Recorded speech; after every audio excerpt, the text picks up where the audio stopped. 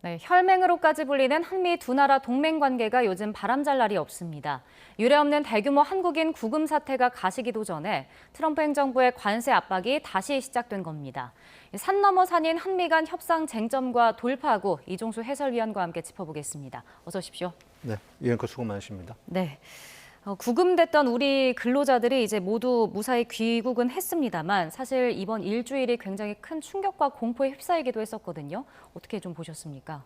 네, 그렇습니다. 뭐 한미 동맹이 안보 동맹에서 이제 경제 동맹으로 이렇게 나아가려 하고 있지 않았습니까? 그리고 네.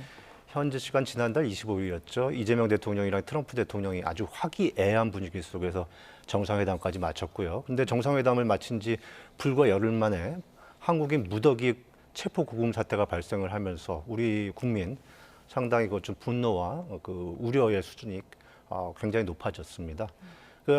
우리 기업이 이미 한 5천억 달러 대미 투자를 하기로 했었잖아요. 네. 그런데 주요 동맹국인 우리나라에 대해서 트럼프 행정부 일절 뭐 사전 시정 요구조차 없이 한국인 300명이 훨씬 넘는 분들을 이제 아마 중범죄자 취급하고 구금하고 그랬기 때문에 아무래도 우리 국민들 좀 충격이 상당히 컸을 수밖에 없죠. 당시에 구금됐던 그 근로자 가족 반응부터 먼저 한번 보시죠. 그렇게 남아서 일하고 싶은 사람은 없었을 것 같아요. 지금 이렇게 상황 겪고 나서는 이 사람들이 테러범도 아니고 범죄자도 아니고 자기네 나라에서 필요로 해서 가서 일을 하는데 이런 상황이다? 네, 좀 분노가 느껴지죠.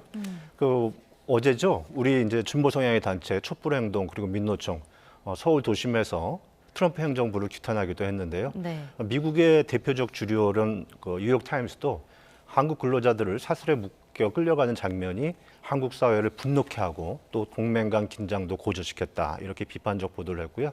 월스트리트 저널은요 사설에서 그 이재명 대통령이 이제 기술자도 없는데 그 비자도 안 내준다 이렇게 네. 지적을 한 것에 대해서 이것은 불편한 진실이다. 그러면서 더 많은 투자를 받기 위해서는 더 많은 임시 비자가 필요하다 이렇게 강조를 하기도 했습니다. 네, 사실 이번 사태 근본적인 원인이 결국 비자 문제인 거잖아요. 근데 트럼프 행정부가 좀 일방적인 요구를 하고 있는 것 아닌가요? 그렇습니다. 뭐 아시다시피 이제 이번에 구금 체포된 316명 모두 이제 단기 상용 비자 B1 그리고 단기 관광 비자 B2 그리고 전자여행 허가제죠.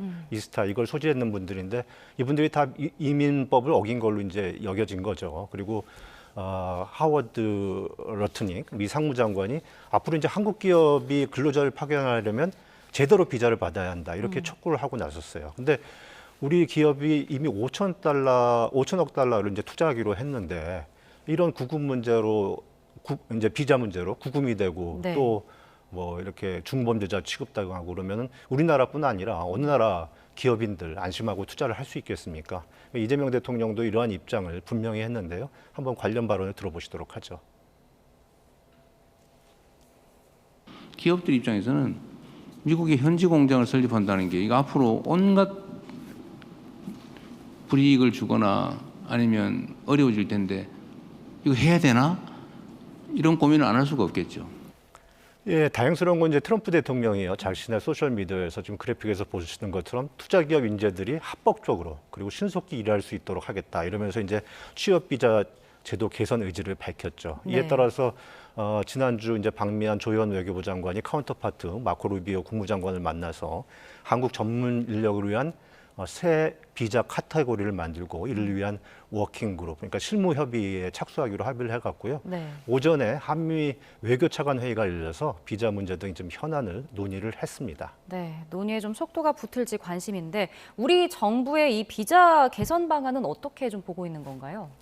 크게 보면 이제 네 가지가 되겠어요. 네. 지금 이제 그래픽에서 보시는 것처럼 현지 취업 가능한 게 H1B 비자거든요. 근데 이거에 따라서 한국인을 할당량 이걸 갖다가 좀 늘려서 확보하겠다 이거고요. 그리고 이제 한국 전문 인력 대상하는 이제 별도 비자, 이포 비자. 이게 2012년부터 이제 입법화하려고 계속 시도를 했는데 번번이 좌절이 됐거든요. 네. 의회 문턱을 넘지 못했는데 이번 사태 때문에 이번엔 좀 통과될 수 있지 않을까 기대를 하는 것이고요. 그리고 주재원 비자가 있습니다. 이제 L1, E2 비자인데 미국에 지사가 없는 협력업체 직원은 이걸 받을 수가 없는데 이걸 받을 수 있도록 해보겠다는 거예요. 그렇지만 이제 뭐 H1 비자나 H1B 비자나 E4 비자 이건 제도 개선에서 이렇게 실제 발급이 이루어지기까지는 상당한 시간이 걸릴 수밖에 없잖아요. 그러니까 당장의 인력이 필요한데 이에 따라서 이제 단기 상용 B1 비자 이 소지를 하고만 있으면은 이제 뭐 공장에서 일을 할 수 있도록 좀 탄력적 운영이 될 수 있도록 네. 운영의 묘를 살릴 수 있도록 협상을 이끌겠다. 이게 정부의 방침인 것이죠. 네. 그러니까 이 구금과 근데 석방 사태와 맞물려서 또 트럼프 행정부가 이제 관세 카드를 꺼내 들었습니다. 좀 압박을 하고 있는 건 아닙니까? 그렇습니다. 이제 러트니 미 상무장관이 현지 시간 11일 그날이 이제 우리 구금된 근로자들이 석방돼서 이제 귀국한 날인데 네. 이재명 대통령이 지난달에 이제 워싱턴에 와서 서명을 하지 않았다. 그러니까 앞으로 무역 협정에 서명하거나 혹은 관세를 내는 것 이것밖에 없다. 이렇게 목박듯이 얘기를 했어요. 다시 말해서 지금 이제 7월 30일 날 협상 이제 타결된 무역 협상 있지 않습니까? 그 네. 후속 협의가 미국의 요구대로 그대로 들어져야 한다 이런 압박인 것이죠. 그렇지 만약 그게 받아들여지지 않을 경우에는 지금 15%로 낮추기로 한 그 관세를 다시 25%로 끌어올려서 적용하겠다 이런 의미로 지금 해석이 되고 있는 거죠. 네, 지금 우리나라와 미국이 한국의 대미 투자의 3,500억 달러 투자 방식이라든지 뭐 이익 배분을 놓고도 좀 이견을 보이고 있는 건 아닌가요? 그렇습니다. 뭐 이제 김정관 산업통상자원부 장관이 현지 시간 11일, 12일 뉴욕에서 이제 카운터 파트너 러트닉 상무장관과 두 차례 만나서 협의를 했는데요. 네. 그러니까 3,500억 달러를 우리나라의 경우에는 그 재원을 기업 대출이나 이제 보증 한도를 통해서 마련하겠다는 거고 트럼프 행정부는 아니다 현금 투자를 해야 된다 이렇게 압박을 하고 있는 거예요. 그리고 이제 투자 수익을 어떻게 나누느냐 이 문제에 있어서 우리는 이제 미국 내 재투자를 하겠다는 거고 트럼프 행정부는 수익의 90%는 우리가 차지하겠다 이렇게 버티고 있는 거죠. 네. 그리고 앞으로 이제 투자처 이런 프로젝트도 한미에 합의를 해야 된다는 게 우리 입장인데 비해서 트럼프 행정부는 미국이 선정하겠다. 뭐 이런 지금 그 입장을 굽히지를 않고 있어요. 또 우리가 그 전에 뭐 문제될 게 없었다고 했던 쌀, 소고기 이런 네. 농축산물 개방에 대해서도 지금 트럼프 행정부가 계속 지속적으로 요구하고 압박하고 있는 것으로 그렇게 전해지고 있죠. 네, 뭐 철강이나 자동차 관세 인하 그 시점도 아직 좀 불투명한 상황인 것 같은데 일본이 앞서 이제 서명을 했잖아요. 이것처럼 우리도 좀 서명을 해라 이렇게 압박을 하고 있는 건가요? 네, 그렇죠. 일단은 철광, 이제 알루미늄 관세 지금 50%로 되어 있는데 이걸 인하하는 문제 그리고 25%에서 15%로 인하하기로 한 자동차 관세 이거의 인하 시점, 그러니까 인하해서 이렇게 집행한 시점 이런 것도 지금 다 미지수인 상황이죠. 네. 그러니까 일본은 이제 무역협정 후속협상에 서명을 해서 지금 자동차 관세, 미국 내 자동차 관세를 15%로 적용을 받고 있거든요. 근데 우리는 지금까지는 25%란 말이죠. 근데 미국의 이제 연간 신차 평균 가격이 한 우리 돈으로 6,800만 원 정도 된답니다. 그런데 우리가 10%포인트가 높다 보니까 한 680만 원 정도가 우리 자동차가 미국에서 비싸게 거래될 수밖에 없으니까 가격 경쟁에서 밀릴 수밖에 없는 거죠.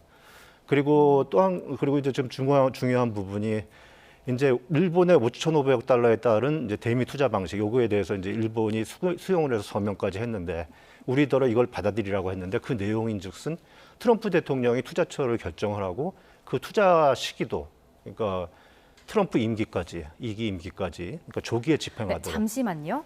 자, 지금 대통령실이 강원 지역 타운홀 미팅 폄훼 논란 주제로 브리핑을 엽니다. 현장 연결해 보겠습니다. 대통령실 대변인 강유정입니다. 강원도 강릉에 모처럼 단비가 내렸습니다. 턱없이 부족한 양이지만 오랜 가뭄으로 인한 주민들의 고통이 조금이나마 해소되기를 바랍니다. 정부는 필요 설비를 추가해 가용 수원을 넓히는 근본 대책과 함께 기후변화에 대응한 대비책 마련에 힘쓰겠습니다. 지난 금요일 이재명 대통령이 주재한 강원 도민들과의 타운홀 미팅이 있었습니다. 700명 가까운 도민들이 온라인으로 신청을 했고 250여 명이 대통령과 직접 소통하는 소중한 자리가 마련됐습니다. 춘천과 원주, 삼척, 양양 등 강원 곳곳에서 어렵게 발걸음해 주신 도민 13분이 대통령께 직접 질문을 할 기회를 얻었고 이재명 대통령은 성실하게 답변했습니다. 200건 넘게 취합된 서면 질문도 꼼꼼히 살펴보고 있습니다. 이날 행사에 배석했던 한 지자체장이 발언권을 요청한 데 대해 이 대통령은 도민들과 대통령이 대화하는 자리인 만큼 따로 대통령실에 문서를 보내달라 당부하고 주민들께 발언 기회를 돌렸습니다. 도민들의 목소리를 직접 듣는다는 행사 취지에 걸맞게 어려움 거름을 해주신 도민들께 발언 기회를 드린 당연한 조치입니다. 대통령 이하 공직자들은 이를 경청하는 게 마땅합니다. 이 대통령은 이미 지난 8월 1일 전국 17개 시도지사 간담회를 통해 지역 현안을 청취했고 각 부처 장관들에게 후속 조치도 마련해 지시해 놨습니다. 도지사를 비롯한 지자체장들은 언제든 주민들의 의견을 청취할 수 있습니다. 국민과 소통하며 직접 민주주의를 실천하는 건 이재명 대통령의 오랜 정치 철학이자 국민주권 정부의 확고한 국정 운영 원칙입니다. 국민 목소리를 우선하는 대통령의 당부를 관권 선거로 호도하고 정쟁 소재로 삼으려는 일부 야당의 폄훼는 국민 통합에 역행한다는 사실을 주지하시기 바랍니다.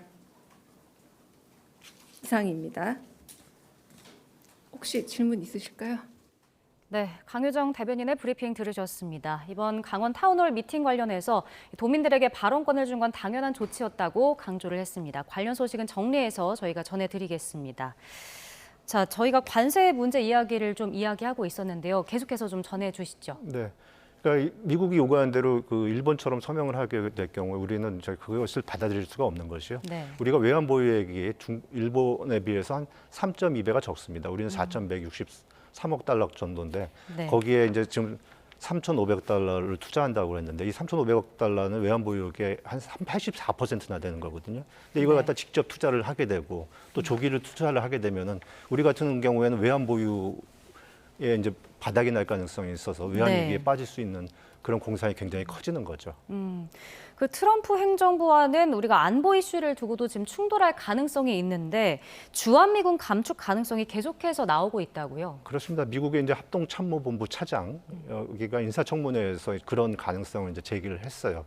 그러니까 그 청문회에서 주한미군과 주일미군을 감축하게 될 경우 인도 태평양 지역의 안보 현황이 어떻게 될 것일 것 같으냐 이렇게 얘기했는데 이때 네. 크리스토퍼 마호니 이 차장이 미군의 숫자가 중요한 것이 아니라 그다음 역량이 중요한 것이다. 그걸 판단을 한다. 이렇게 얘기를 한 것이죠. 이것은 이제 한 달 전에 주한미군 사령관이 답한 내용과 일맥상통합니다. 주한미군 사령관 발표 내용을 한번 들어보시도록 하죠.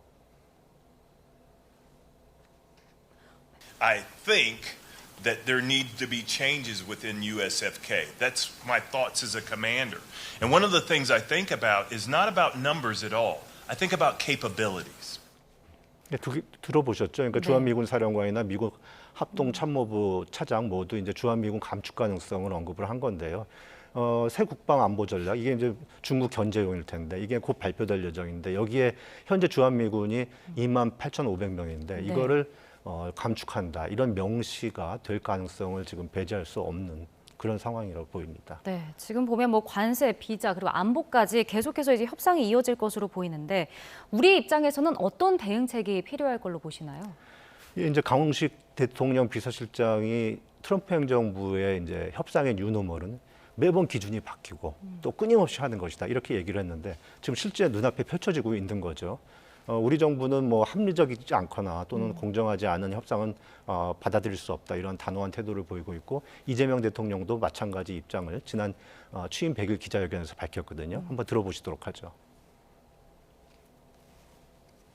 좋으면 사인해야 되는데 우리가 이익되지 않은 사인을 왜 합니까? 최소한 합리적인 사인을 하도록 노력해야 되겠죠. 다만 문제는 이제 한미 관세 협상이 늘어지게 되면은 일본보다 우리가 10%포인트 관세를 높게 계속 적용을 받게 되니까 우리 수출기업 타격이 커질 수밖에 없는 것. 이것이 네. 문제인데요. 그만큼 우리의 지금 어려운 상황, 어려운 처지를 미국 쪽에다가 좀 뭐 이렇게 설명을 해서 납득시키는 게 급선무로 보입니다. 실제로 지금 외환 위기에 빠지지 않기 위해서는 우리의 이제 투자 집행 시기를 늘려야 하겠죠. 그리고 이제 달러 스와프를 또 체결해서 외환 불안 이런 것이 없도록 또 해야 할 테고요. 또 우리 투자처도 우리가 정하도록 이런 것을 이제 반드시 관철시켜야 할 것으로 보입니다. 근데 네. 이번에 이제 이번에 그 구금 사태, 대규모 구금 사태에서 보듯이 비자를 안 내주니까 결국 미국이 손해를 본다. 이런 인식이 확산되고 있잖아요. 네. 그러니까 우리가 지금 미국한테 활용할 수 있는 카드가 조선업 카드가 있어요. 조선업 협력 카드. 그리고 이제 LNG, 액화 천연가스, 이제 에너지 구입 이게 있고요. 또 경우에 따라서는 또 우리가 또 양보안도 내놓을 수 있겠죠. 이렇게 해서 미국이 이걸 수용해야지 우리가 손해를 보지 않는다. 이런 인식을 가지면서 이제 조기 윤인할 수 있는 그런 돌파구를 마련해야 한다. 이게 뭐 전문가들의 한결같은 지적입니다.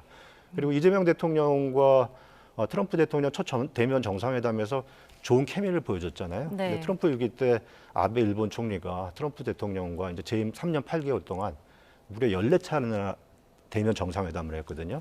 그리고 37차례 이제 전화 통화를 직접 하면서 국익을 관철시킨 전례가 있는데 이재명 대통령이 트럼프 대통령과 직접 접촉을 하면서 돌파구를 마련하는 것 이것도 하나의 방법이 아닐까 싶습니다. 네, 알겠습니다. 오늘 말씀 여기까지 듣겠습니다. 지금까지 이종수 해설위원과 함께했습니다. 고맙습니다. 네, 감사합니다.